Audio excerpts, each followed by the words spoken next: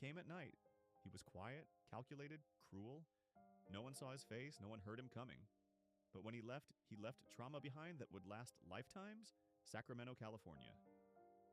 Summer, 1976. The sun baked the pavement during the day, but it was the nights that brought real fear. At first, no one connected the dots.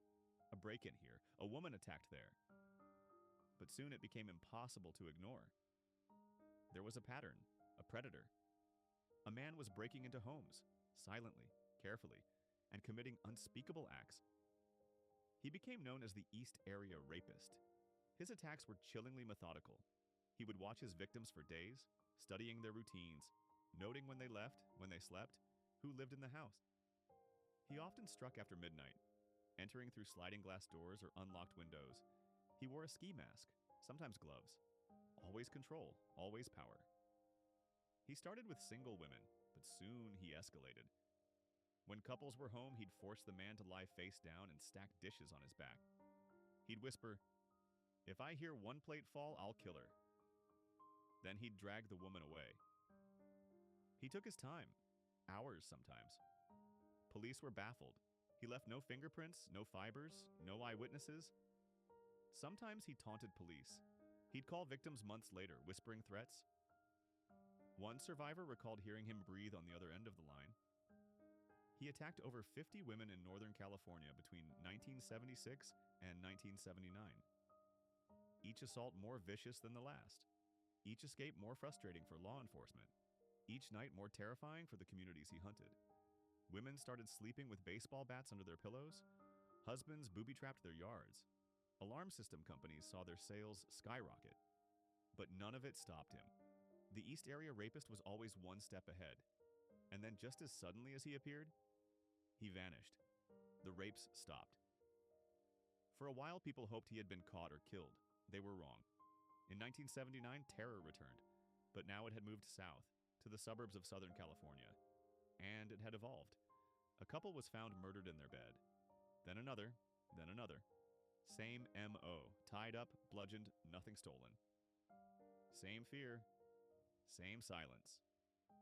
But now he wasn't leaving victims alive. The media called him the original Night Stalker. He struck in cities like Ventura, Irvine, Dana Point. He moved fast, struck hard, and vanished. His victims ranged from newlyweds to retirees. He didn't care. He killed without hesitation, without remorse. By the mid-1980s, he had raped and murdered across California for nearly a decade. And then, once again, he disappeared. The case went cold, but the trauma didn't. For years, detectives pieced together a puzzle with no edges. They created timelines, pinned maps, re-interviewed survivors. Some officers dedicated their entire careers to the case. The victims lived with the scars. Some moved away, changed their names, refused to talk about it ever again. Others became advocates, fighters. One survivor said, "He took everything from me, but he won't take my voice." Still, the identity of the man behind the mask remained a mystery, until a breakthrough came, not from a clue he left behind, but from a drop of blood and a family tree. The original Night Stalker had vanished, just like the East Area Rapist before him. The attacks had stopped, but the case was far from over. The killer had left behind something he couldn't erase. DNA. At the time, DNA testing was still in its infancy. It couldn't identify a suspect, not yet, but it could link crimes together. And as detectives re-examined the evidence, they saw the connections. The same DNA appeared at multiple scenes across California. Same signature, same killer. The East Area Rapist and the original Night Stalker were the same man. They had a new name for him now, the Golden State Killer. But a name for the crimes wasn't enough. The man behind them remained a ghost. No arrest, no fingerprints, no match in the national database, just cold case files and trauma. Decades passed. New detectives took over the case, new technologies emerged, and the DNA sat waiting, untouched, unaged, like a ticking time bomb for the man who left it. A cold case investigator named Paul Holes took another look.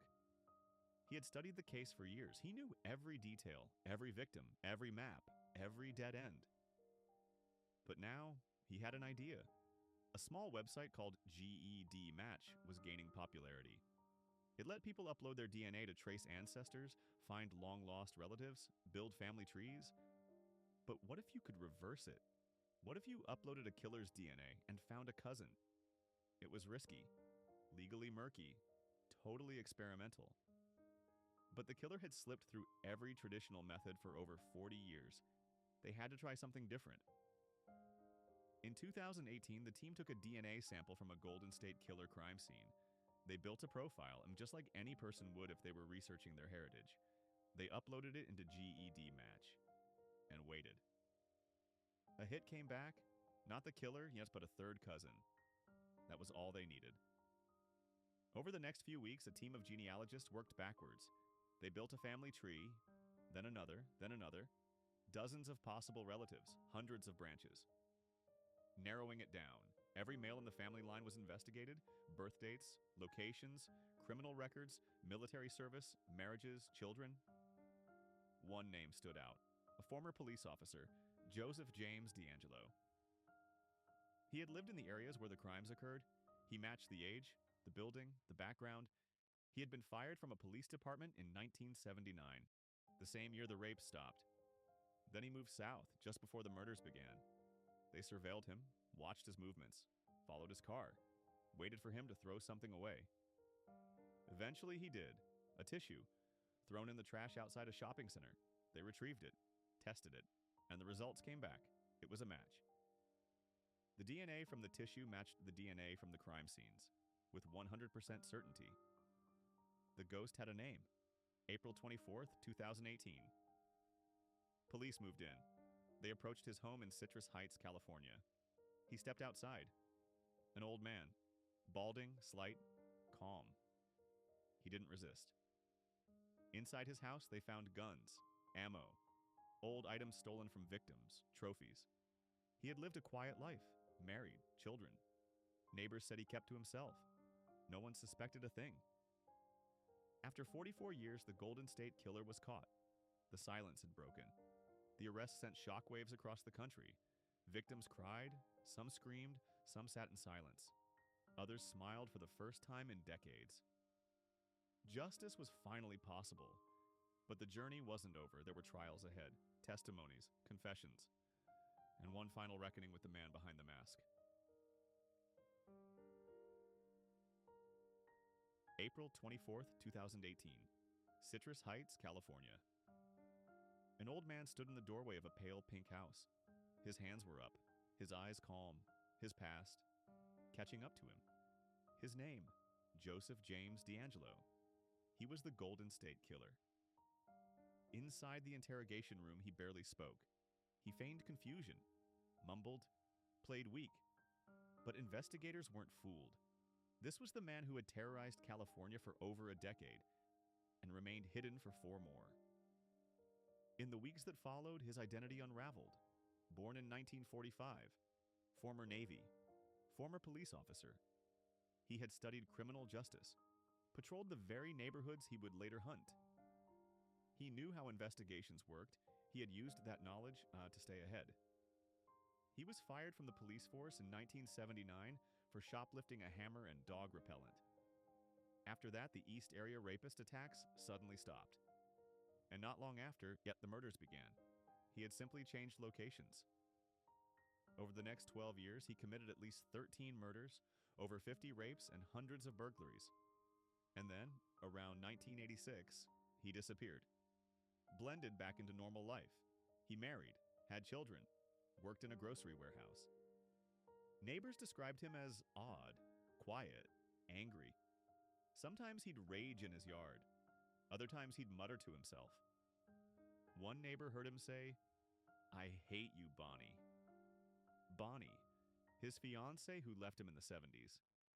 Her name was the one thing that appeared over and over in his rage. As the evidence mounted, a question hung in the air. Would DeAngelo fight the charges? He didn't. In 2020, during the height of the COVID-19 pandemic, he sat in a wheelchair in a makeshift courtroom inside a university auditorium. He wore an orange jumpsuit, a face mask, looked frail, defeated. And then he spoke. Yes, I admit he pled guilty to 13 counts of first-degree murder, 13 counts of kidnapping. He also admitted, in chilling detail, to dozens of rapes and attacks that could no longer be prosecuted due to the statute of limitations. The survivors watched, some in person, some on screens, some not at all. But their stories were finally heard. They described fear, trauma, years of nightmares. One said, "He came into my home, and I was never truly home again after that." Another, "I lived. But the version of me that existed before him didn't." For 3 days, the courtroom echoed with pain. Survivors stood before D'Angelo and spoke directly to him. Some cried, others shook, one yelled. He said nothing until the end. In a soft voice, he whispered, "I've listened to all your statements, and I am truly sorry to everyone I've hurt." No one believed him. On August 21st, 2020, Joseph James D'Angelo was sentenced to life in prison without the possibility of parole. He will die behind bars. He showed no emotion. But outside the courtroom, there was release. Tears, relief, rage, closure. Some survivors hugged, others walked away alone, but all of them walked away stronger than when they came in. The Golden State Killer case became a landmark moment in forensic history. Not just because of the man, but because of how he was caught. It was the first time genetic genealogy had been used to solve a major cold case, and it wouldn't be the last. Since then, hundreds of cold cases have been reopened and solved using the same method. The message was clear: you can run, you can hide, but your DNA never forgets. Joseph D'Angelo may have believed he got away with it. He lived in the open, went to the store, walked his dog. But in the end of it, he was just waiting to be found. For decades, the people of California were haunted by a ghost. Today, that ghost has a name, a face, a prison cell, and the silence he left behind has finally been broken.